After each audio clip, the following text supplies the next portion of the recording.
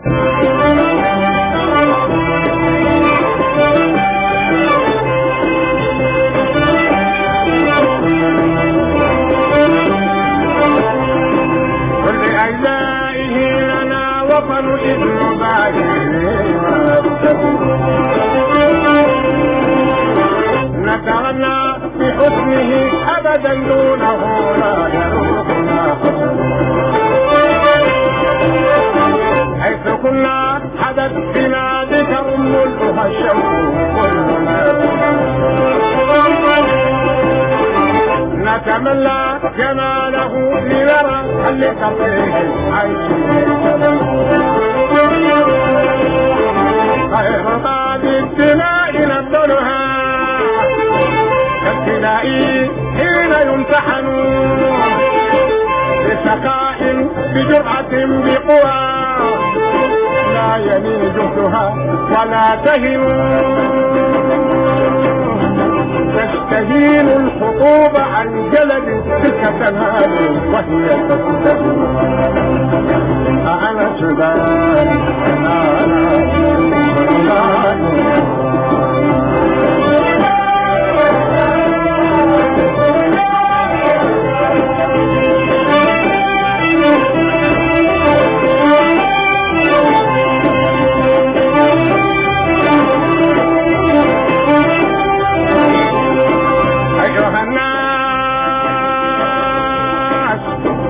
أيها الناس نحن من نفد أحمر الأرض حيثما يذكر المجد كلما ذكروا وهو يعتذر حين يقترب حكموا العدل في الورى زمننا تراها لأرض We'd like to welcome you all and thank you all for coming.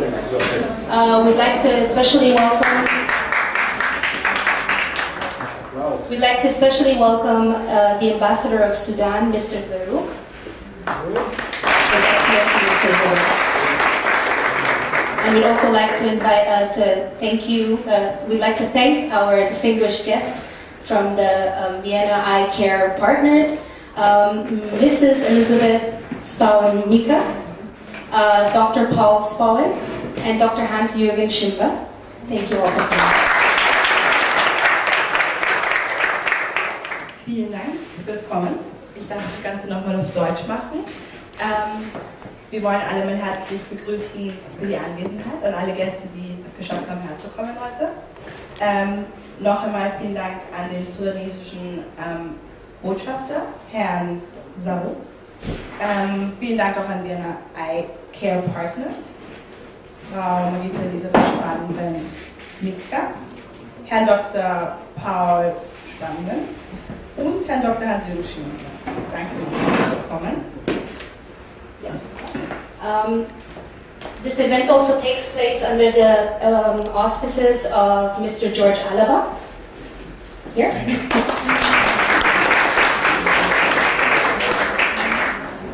And it is supported by the Horn of Africa and the UN Correspondents Association. Vielen Dank auch an Herrn George Alaba und vielen Dank auch an die Unterstützung von der Organisation Horn of Africa und der United Nations Correspondents Association. The program for tonight consists of a presentation about Sudan, presented by Mr. Hassan Malik.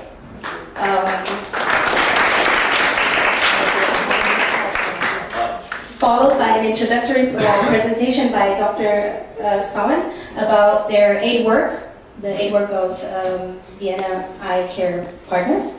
And after the presentation, we will have a Q&A session, a question and answer session. So if anyone has a question, you can raise your hand and either Mr. Hassan or Mrs. Spawin will answer your question. Auch noch ein kurzes Programm auf Deutsch. Es wird eine Präsentation geben über den Sudan von Herrn Hassan Malik. Anschließend eine einführende Präsentation von Herrn Professor Dr. Spannenden über die Hilfsarbeit der Organisation VECP, Vienna Eye Care Partners. Darauf anschließend gibt es eine Frage-Antwort-Runde, in der Sie herzlich eingeladen sind, Ihre Fragen zu stellen, die dann eben von jeweiligen Personen beantwortet werden. After the presentations, you are cordially invited to have a taste of some Sudanese dishes offered at our buffet in the back. Ja, Sie sind dann natürlich danach dazu eingeladen, zu dem sudanesischen Buffet sich zu gustieren und das Essen zu genießen. In conclusion, I'd now like to invite to give the floor to Mr. Alexis Neuburg, who is our host for this evening. Thank you all and enjoy the evening. Applaus für diese wunderschöne, hübsche Ladies, ladies and gentlemen. Applaus for yourself, even. Thank you very much for coming here. I don't know in which language I speak, but I will try because English is not my best English. I want also to greet special somebody in the room, and this one is Malik Hassan. The one who has the idea to invite us here is not my idea, and I want to say it is a good Beispiel, es ist ein gutes Beispiel, was dieses Zentrum steht. Das ist nicht mein Zentrum, das ist euer Zentrum. It belongs to you, and Hassan today belongs to you. And Radio Africa TV ist der Gastgeber, aber der richtige Gastgeber ist Hassan. Deswegen, das was folgen wird, ist in seiner Verantwortung und seine Sudan-Branche. In diesem Sinn, people from Sudan, you have to thank him. People from Sudan,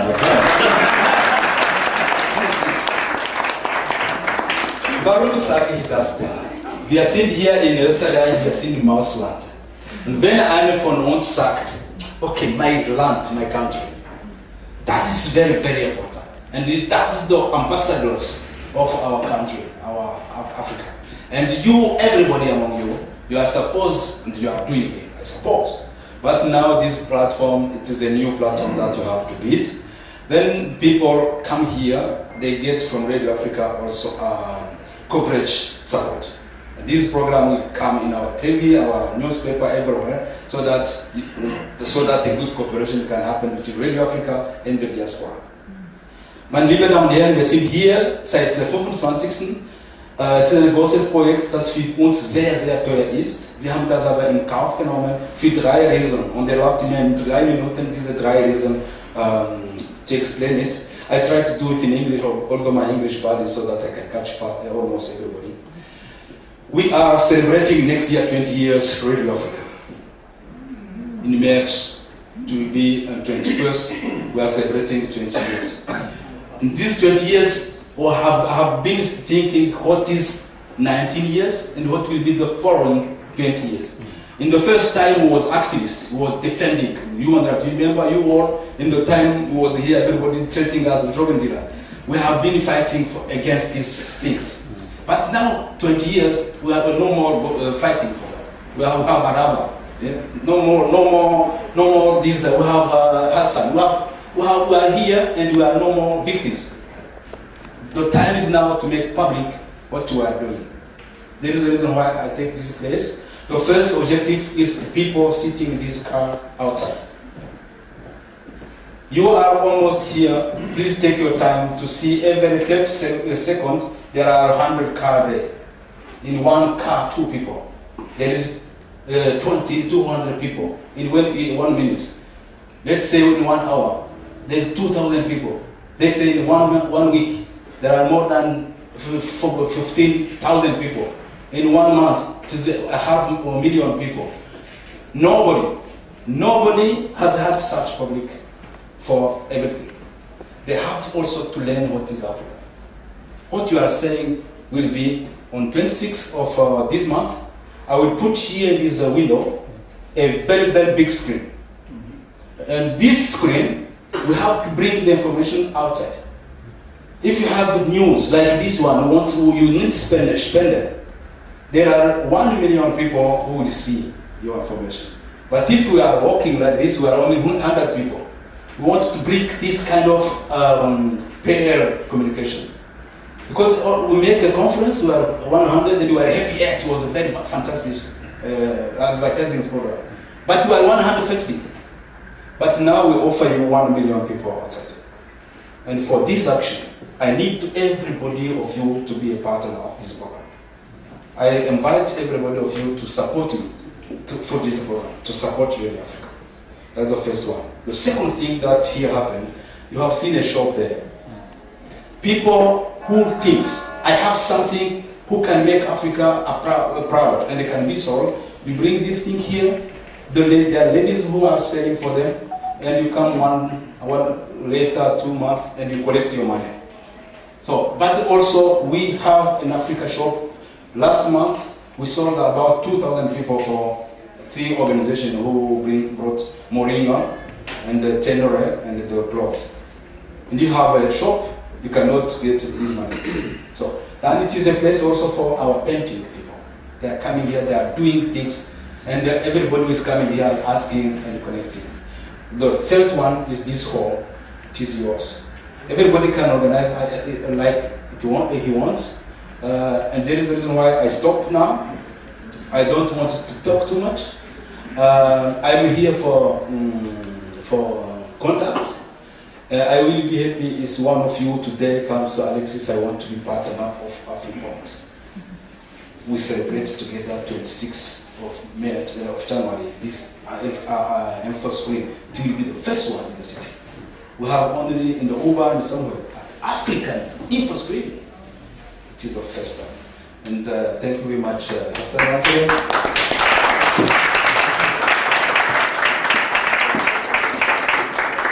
In fact, first of all, I want to thank you all for coming.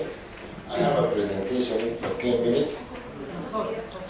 I have a presentation for 10 minutes, but Alex will talk too much. So I'm going to narrow it only in 2 minutes. And the presentation in 2 minutes, I will narrow you, all of you, from Africa to Sudan, from within Sudan in Sennar, in my town where I was born. This event, in fact, the presentation in 2 minutes, I will narrow you, all of you, from Africa to Sudan, from within Sudan in Sennar, in my town where I was born. This event, in fact, is an idea, because these are my friends, the doctors. They wanted to go and do some operations in my hometown. And most probably this year they will go for fact-finding mission. That's why I invited all of you to see and feel and touch Sudan. Today, all of you, you are in Sudan. And after we finish all our presentations, we can listen to your questions. We will answer them as much as best as we can. And then after that, you enjoy the Sudanese cuisine, which actually so many people have contributed to it. But I myself, I cook 80% of the food. So, ladies, consider. Let me start.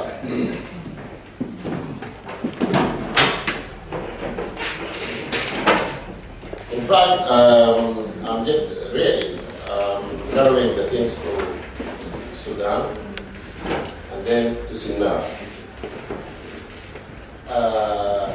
This is the map of Sudan. I have a lot of problems, to understand what type of news or things that you don't know about Sudan that to convey to you. And then the best thing, to build the future, you have to go back to the history, right? So this is the history of Sudan. Sudan used to be the biggest or the largest country in Africa. And actually my brothers from Ghana, they always say that the first to got independence, but we are first. And it's very funny, Sudan got independence in 1956, and Ghana got independence in 1957, right? And then now currently the African Cup of Nations is happening. We won the African Cup of Nations before Ghana in Accra. And then the Ghanaians, they won the African Cup of Nations in Sudan, in Khartoum, after us, after 1 year. And then the latest, what happened, we removed 3 zeros from our currency, And then the year after, Ghana also removed 3 zeros. So the history of Sudan, we are the first in everything in Africa, and we will.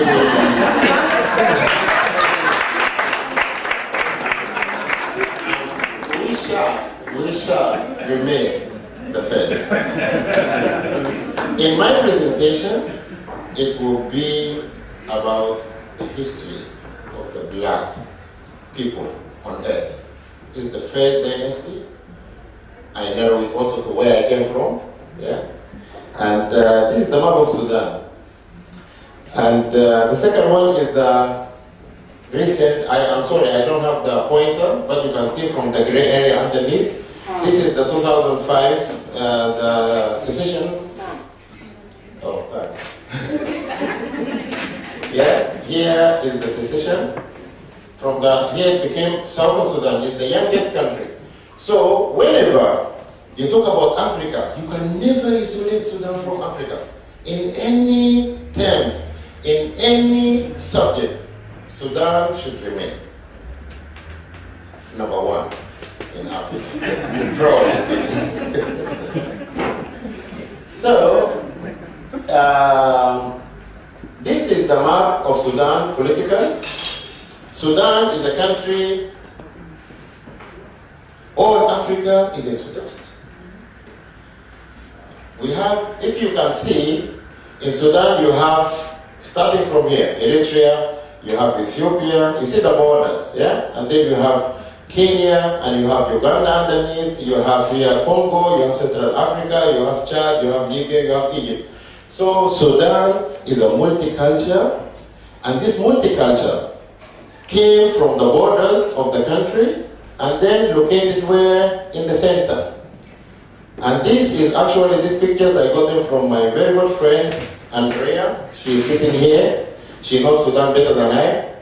And these are the Sufis, yeah? This is where Islam came to Sudan from the beginning, through Sufism. It didn't come to us like invasion or whatsoever. Yeah? And then these are the people. Look at them, how happy they are. Even they don't have anything, but they're happy. And in Northern Sudan here you have all the borders of this country. These people are linked with Eritrea and Ethiopia. So that the language, the culture, the food, the traditions and customs is related to East of Africa. People in the southern part, they are also interlinked with Uganda, with Kenya, with Congo, and Central Africa in the west, and Chad in the west, right? And then people in the north, of course, you know, they're also linked with the Arabs from Egypt and from Libya. So that means when you go to the north, when you talk about people in the northern Sudan, Libya and Egypt, where are they? They are nomads. People in the west, they are nomads. People in the east, they are nomads. And then agriculture is the main thing. Because, you know, for example, where I came from, I put the picture actually behind where I came from. Yeah? But I will show you later. Well, we are very famous for producing watermelon. We produce mango, grapefruit. The funniest thing in my country, before when you buy grapefruit, because we eat also pigeon. When you have a pigeon and grapefruit, people they tell you, oh, do you have somebody sick at home? You don't buy it every day. Only if somebody's sick, you buy grapefruit. This is a culture. Yeah? You don't buy pigeon. You don't eat them. You don't buy grapefruit. Only if somebody is sick. But our meals, you will see them here. You will taste our food later, and then with this food, after it, there's always we have banana, or we have normally watermelon, and then when somebody invited you in my country, in Central Sudan, invited you and brought for you the tea, don't expect any dessert, because the dessert always comes before the tea. Yeah? So when they bring for you the tea, that means the meal is over. So we have people also, you see, this is the features of the people from Eastern Sudan, nomads, and look at the features, they look Ethiopian, look Eritreans, but they're Sudanese. Yeah? So it's interlinked.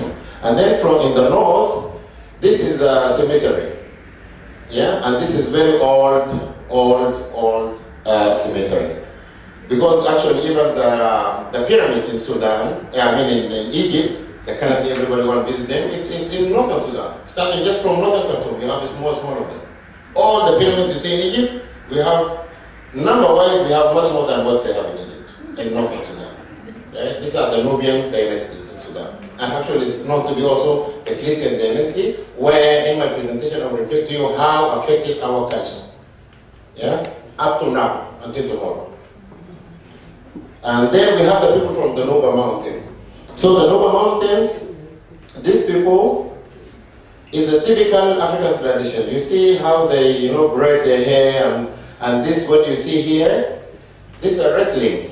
And normally when wrestling is happening, according to my information from the Nuba Mountains, when they're wrestling, the hero is the one, the first to get married. Yeah? That means you will pick the most beautiful woman in town without paying dowry. And now I'm coming back to Sennar. Sennar is my hometown. Unfortunately, there's a mistake because, somebody did it I didn't do it, but it's Uncle Google. So the only difference here, the white Nile, it should be this one, and the blue Nile should be this one. Yeah.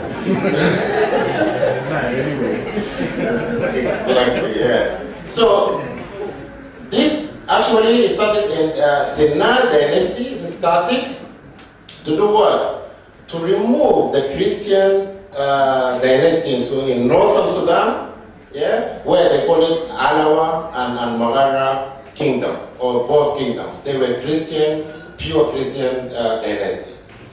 And then Sennar dynasty, they came after 7 years or something, then they took over, from the Christian dynasty, and then they declared Islam.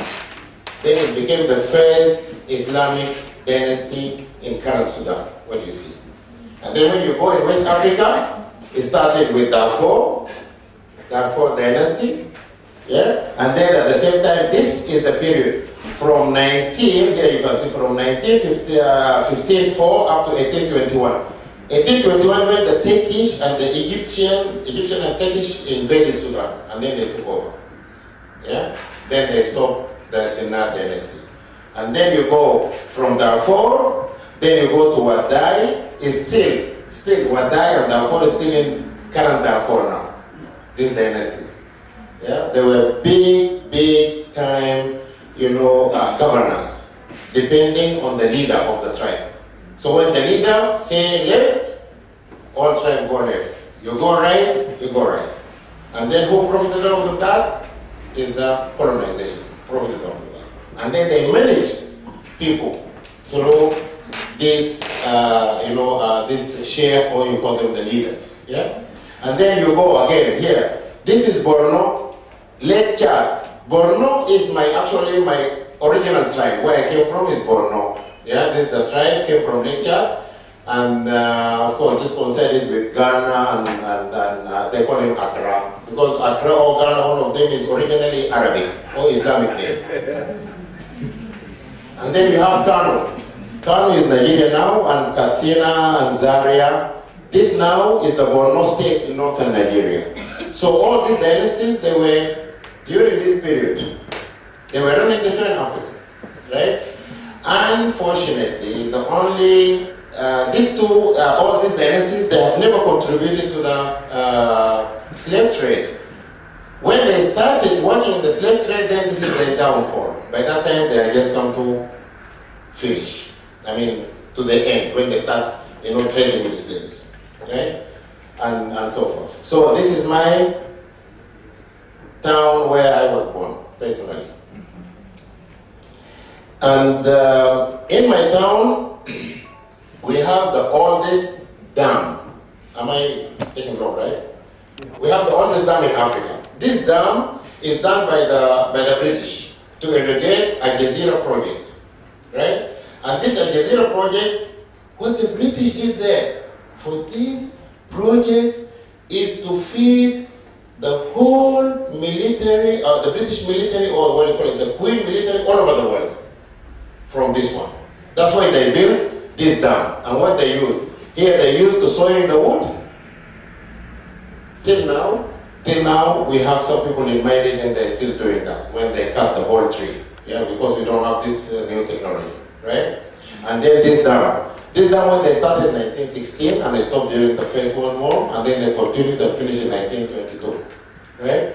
And then it was irrigating Al Jazeera, and Al Jazeera produces cotton and groundnuts and producing sorghum, and the main thing for the British was that cotton. So they go and do the textile in England, and then with the money, by that time there was a barter system, whatever, with Portugal, and then the Portugal, they used to produce alcohol, so they give them textile, and then they send money. So Sudan used to fund, let me put it in conclusion, this Al Jazeera, or this dam in my town, used to fund the whole Queen military all over the world, in all the colonization areas, with food and grains and money, right? And actually, recently, the WHO, in the 70s, they built the biggest center for malaria. And this is research center. By that time, I was like 9 years or 10 years. First time, actually, in my life to see a cutlery. I went to that malaria center. It was next to the dam in my town. And this is actually to eradicate malaria all over Africa. It has been built by WHO. And it's still existing, that center, for malaria research. But it didn't work out because it's a UN project. Although don't laugh at that. And this is the dam after it has been built. This is during the low season when there's no rain, and this is the dam, how it looks like after the rain season, and then they also evolve electricity out of it. And this is the first and the longest. Actually, before the Volta Dam in Ghana.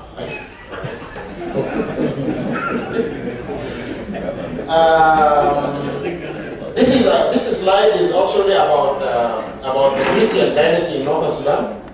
Yeah, about the Christian dynasty in northern Sudan affected our culture in center of the Sudan and all over part of Sudan. So women, they braid their hair in this style. And this, if you see here, I failed to find a picture where I take it from up, where you see. This one and this one represent a cross. Yeah? This is from the Christianity. Still in Sudan, they used to do it. I mean, I remember my mom, she used to braid her hair like that. And this is a cross. Women, they used to do this every Sunday and go to the church in Sudan. Right? And they became part of our culture. And then in our wedding, all Sudanese women who are married, I would say before the 80s or something, then there's a dance. Yeah? And this is the pride dance. And this pride dance, before this starts, there's something like the Pope. What the Pope wears is like a, we call it, in Sudan, we call it jirtik. And this jirtik, before the bride start dancing, the bride go inside, down, underneath, and cut it, and then she starts dancing, right? And this jirtik looks like a cross, the way you dress it, exactly like the Pope currently. We still have it in so many parts of Sudan. And this is what the Christianity influenced our country, right? And still, these people are still surviving, these people are still struggling, these people, they're still fighting for life. And we have a lot of graduates from different universities, but the problem that they're facing, there's no employment. The employment rate is very high in my country. And then plus, if we have like skilled workers, like, plumbers, carpenters, and these people, we don't have a social system in place where when you retire, that means you have medical care, you have retire pension, and so forth. This we do not have it in place. So if I'm a freelance, that means I will go and rent a place like from Alexis here, yeah, and then I will work. I will pay what? I will pay the rent, I will pay electricity and my other utilities, and then when you retire, you cannot do anything when you're old. So you will wait for, if you have somebody living abroad to support you, if you have a son grow up to help you. There's no pension for you, because you didn't work for the government. or there's no system where when you grow up, there's a system in place that can reward you when you are old. And this is the problem we're facing now, and we are working very hard to change that. In the end, I say thank you, and sorry guys for holding you for that.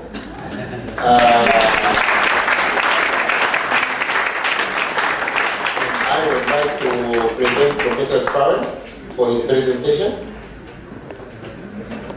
Invitation to have this presentation this evening. Mr. Alexis, thank you for your invitation to be here in this wonderful center. Honorable Ambassador, Mr. Alaba, dear ladies and gentlemen. This presentation is also on behalf of the President of the Vienna Eye Partners, Mr. David Alaba, and on behalf of our Secretary General, Dr. Hassan Malik. Well, I want to present the significance of the Vienna Eye Partners for an eventual fact-finding mission to Sennar city in Sudan. This next. The structure of my presentation is as follows: that I'm talking about who are we, the aims of our organization, our board members and participating specialists, our experience in Bangladesh, and some thoughts about an eventual fact-finding missions to Sennar city, Sudan in 2017. Well, we are an Austrian-based non-governmental organization called Vienna Eye Partners, which was founded in 2012 in Vienna. And our primary target is to treat eye diseases in that time to the Faridpur, a very poor region southwest of the capital Dhaka in Bangladesh. We have a partner over there, is the Faridpur Welfare Foundation, whose president is Mr. Shamim Haq, in the meantime a very good friend of us. And our vision is to treat poor people for their eye diseases for free. Well, our aims are supporting medical institutions and medical staff in catching up with modern techniques and skills, but not just once. It's very important to have a sustainable cooperation with the local medical staff in the country we go to, and also cooperation with the authorities to provide continuity. In concrete, what we want to do is patient care. Not only the treatment, but also the diagnosis of eye diseases. And in Bangladesh, mainly, these are neglected cataracts. We want to teach training of local eye doctors and nurses, and we want to improve the infrastructure related to medical equipment, hygiene, and sterilization of the instruments. The board members and participating specialists are, as I told my wife Elizabeth Mitska, Dr. Schindler, myself as a treasurer, so I have the money. And our eye surgeons they are coming from the Donaukliniken, SNZ Ost in Vienna, Dr. Alex Salomon, Dr. Ingrid Krab, and Dr. Michael Malik. Next slide, please.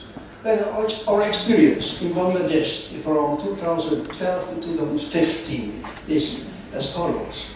If you come some weeks before, there are always these type of papers in the city and in the city of Faridpur and in the neighborhood, or basically saying Bangladeshi, that we are coming again to diagnose and treat the patients. There are two groups of patients in Bangladesh. That's the eye patients who have mainly cataracts.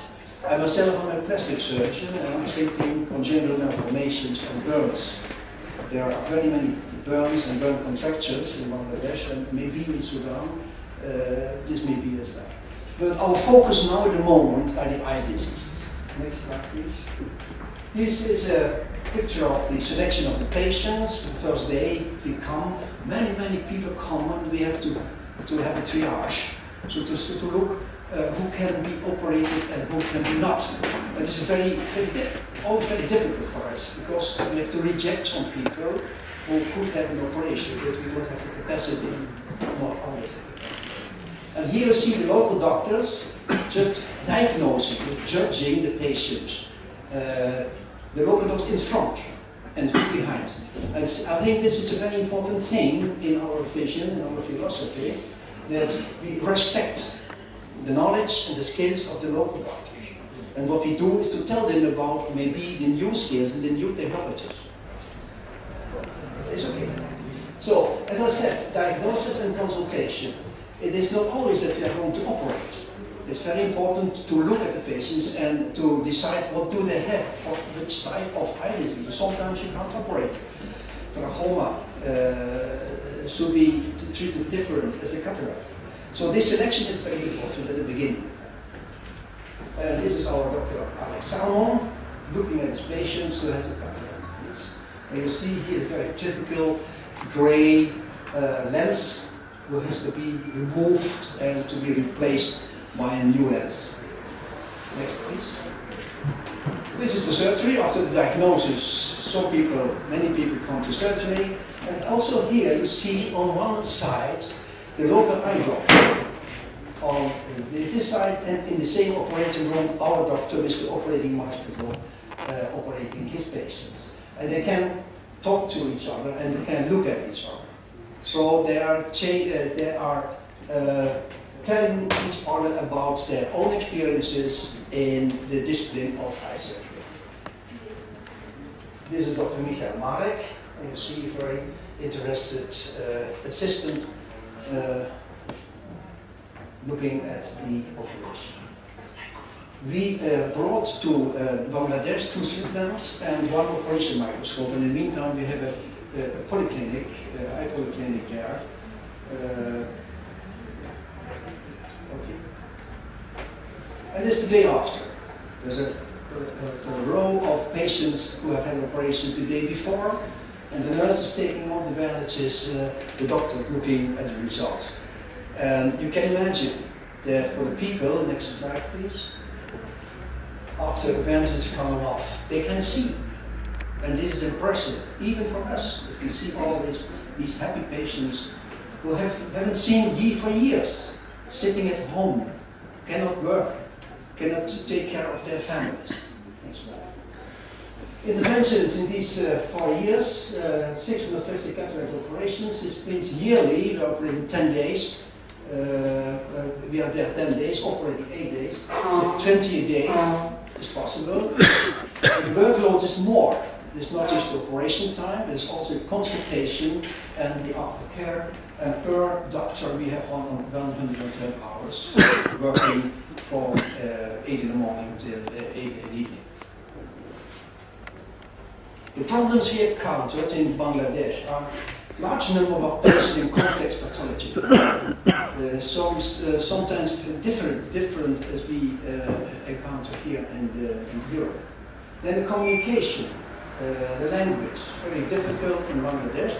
Many people speak English, but it's not common. I think Sudan is a bit better. In Bangladesh, we need a go-between, a person who's translating all the time our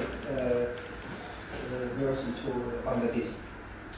Then infrastructure. There are many problems with the personnel, the material, the medication. We have all to look at that and to improve this.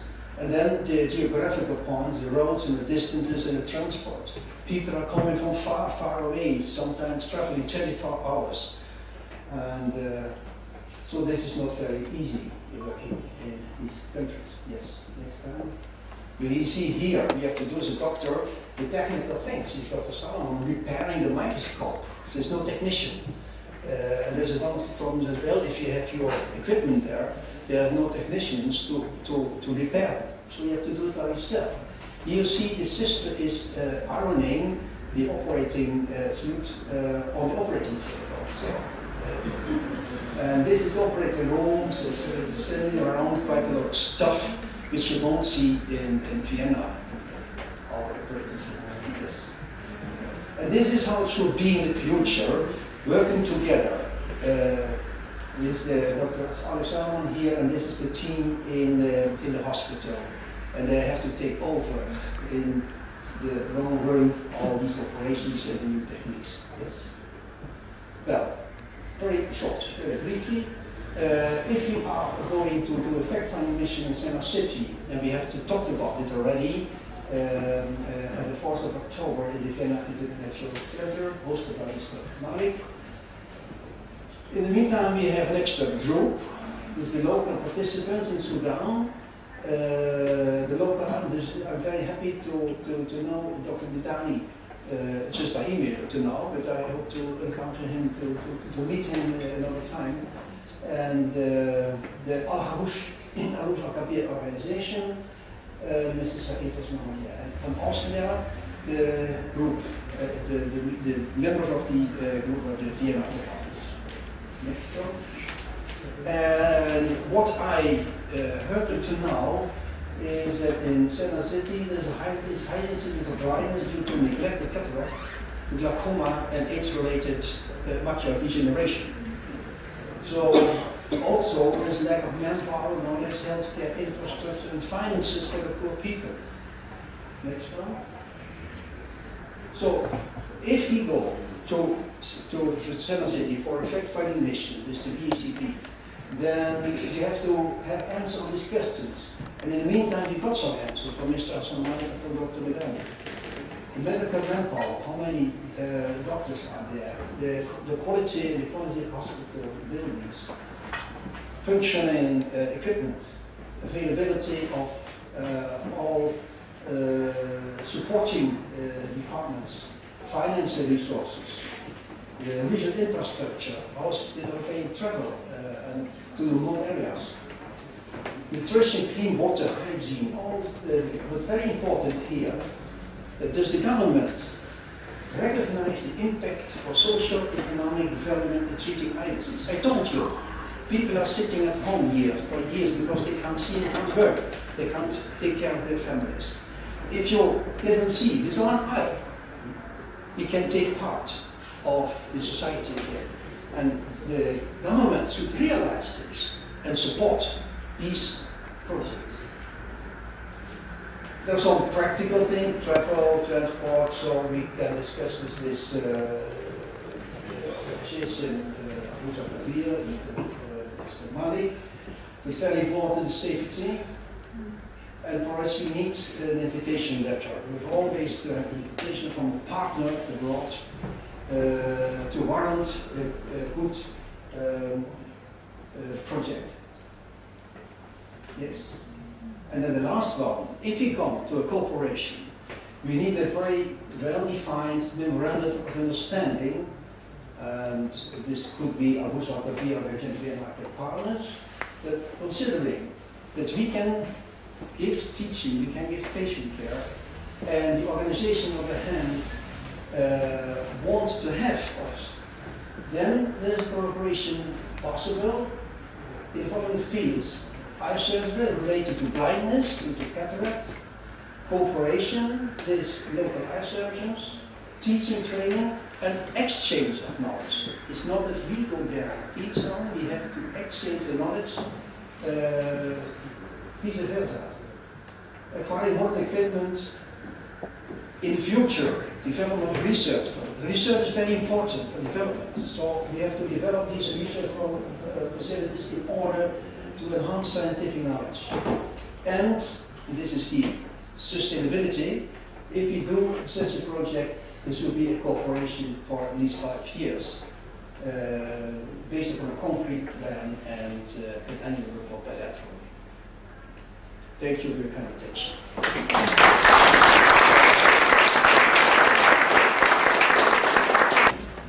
Thank you to our presenters. If anyone has a question, please raise your hands. I'll come to you. Perfect.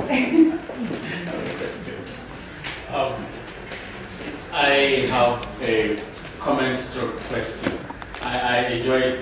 My name is Adam Godomo. I'm at the University of Vienna, a professor at the University of Vienna, and I have a comments to question. I enjoyed both presentations, and thank you for all the good work you're doing in Bangladesh and in Sudan. And thank you for your very educative presentation on Sudan. In a very joking way, you actually educated us, and I think I like that very much. And Sudan has always been a very important country within Africa, and especially I do a lot of work on Africa-Asia relations, and Sudan has played a major role in Africa-Asia relations, especially Bandung. Sudan was one of the first countries that got engaged with this kind of Bandung conference and all these things. So Sudan is a very important country, all the way from all the presidents in America to al-Bashir. They all play a very important role. But I wanted to thank you about something too, that you actually advertise my country. This evening, advertise my country. I don't know how many Ghanaians are here. My wife and I are from Ghana. We thank you very much for advertising us, because I mean, and I believe that when you want to be the best, you compare yourself with the best. And I just, it's okay to say that. Why? Why Ghana? Why not Nigeria? Why not Kenya? Why not Ghana?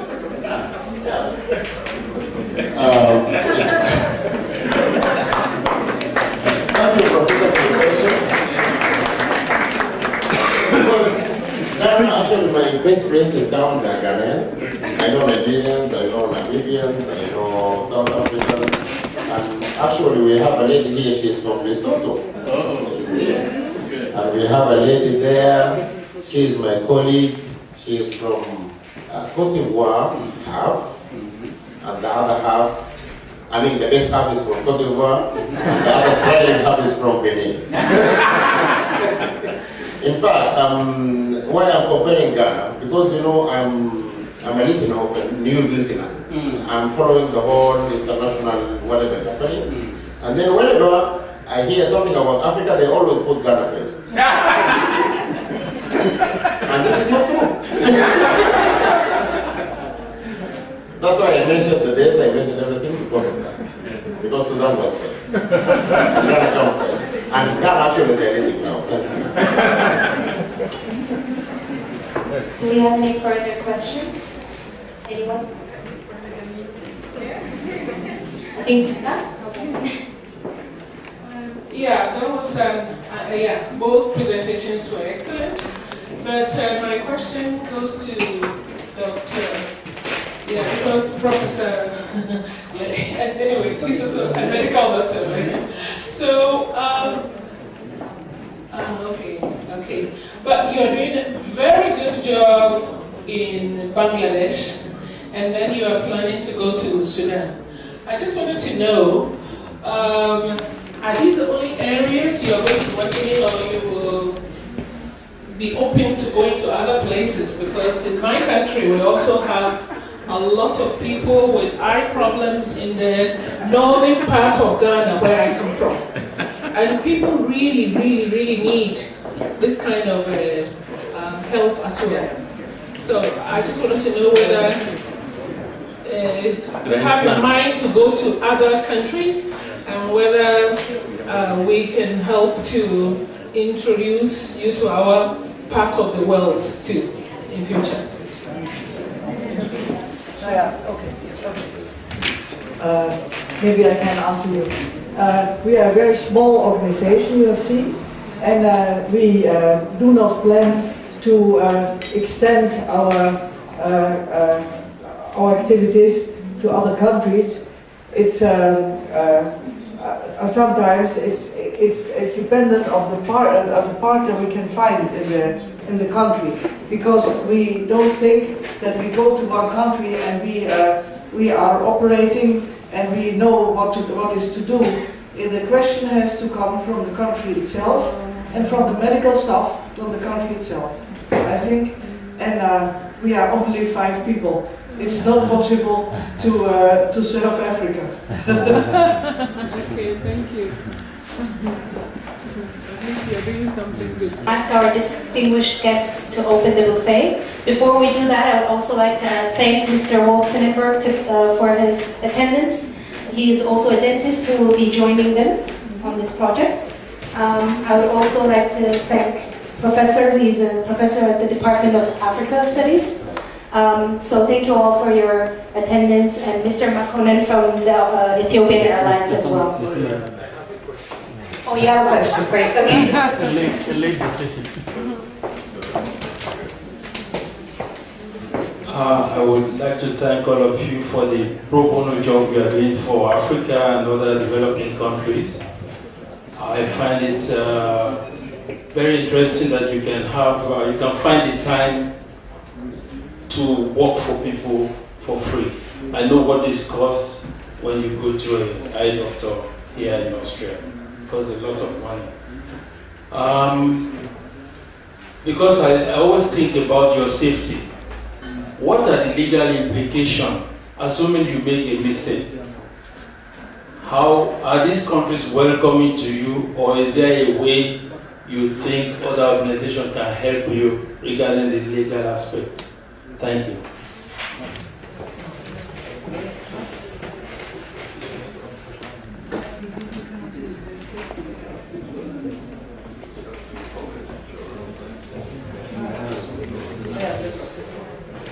Well, the question is, thank you very much for your comment.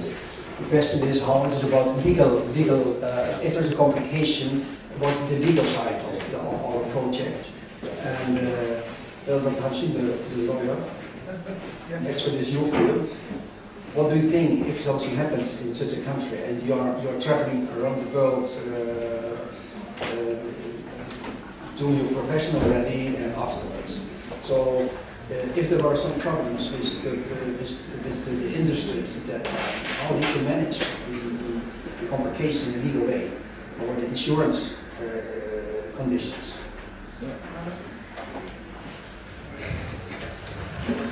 For such an organization like VACP, it's always a problem to be in foreign countries, and especially in countries where it's not a very high legal, in our understanding, very high legal situation. And when we have troubles in such countries, it could be a problem for the following projects. So we always have to look that our people, when you're working in these countries, are safe. And there's a possibility, if we are coming, or if we are able, that we are able to come safe back home. We don't have a real problem to work there, and also to get together with the local people. But if there are any problems, it's sometimes a problem to come safe home and to bring our people home. And we have insurances for our people, that they bring them back if it is possible when they are ill, or if there is an accident, or when there are riots or something, then it could be a problem. And it's not always possible to solve these problems immediately, and so we talk to our people and we tell them it's not an easy going job like to do it in Europe, in any country. It's a little bit more difficult, but we will look in legal and insurance cases to bring them safe back and to do our work there in a safe environment. That we are looking, and we have to guarantee this to our doctors to do this. And up to now, we have done it in Bangladesh, and it was okay. And we are sure that in Sudan or in Ghana and other countries, it is also possible to work there in a safe environment. I just want to say that it's important that we have an official invitation, and it's very important we have to send our diplomas to the government, because we need permission to work there, and otherwise we cannot work there, and we are not insured.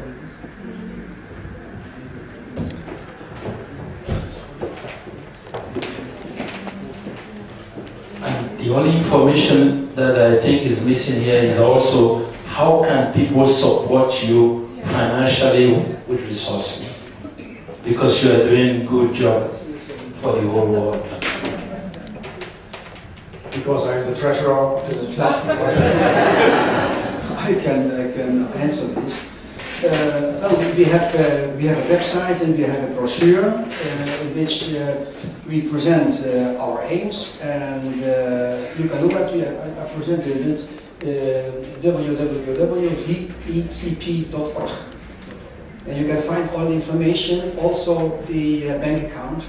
And I hope tomorrow I will find quite a lot of money on that.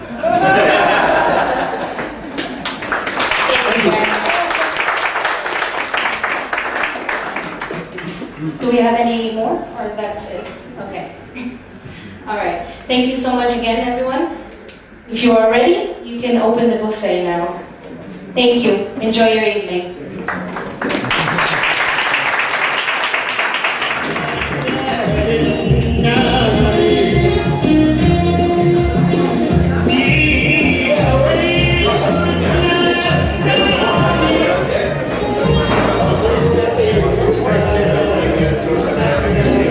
So, meine liebe Damen und Herren, die Gäste, you have to go to eat. It is free. It is free to eat. Hassan cooked. But because of his job, it is can give at the same time a cold spend to this evening on the 12 point. But the food is free, but the energy is not.